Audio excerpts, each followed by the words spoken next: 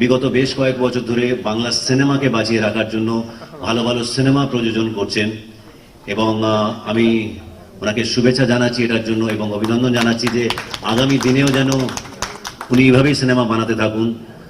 আর ভালো সিনেমাকে দেখার জন্য তার পাশাপাশি জিনিসগুলোকে ভালো তৈরি করা দরকার আছে। কাজী হায়াত সাহেব, নওশেদ সাহেব, আপনি সিনেমা হল চালান, আপনারা ভালো করেই জানেন। আপনি যে কথাগুলো বলেছেন, যে ফিডব্যাকগুলো দিয়েছেন, আমার খুব ভালো লেগেছে। আপনি খুব পজিটিভ নোটে কথা বলেছেন সিনেমাটাকে বাঁচানোর জন্য।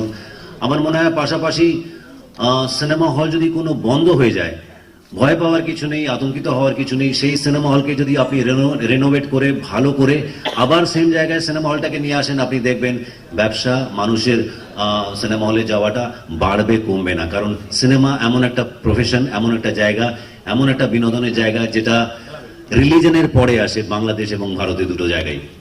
তাই সিনেমা কোনোদিন বন্ধ হবে না, সিনেমা কোনোদিন থামবে না, এটা আমার বিশ্বাস।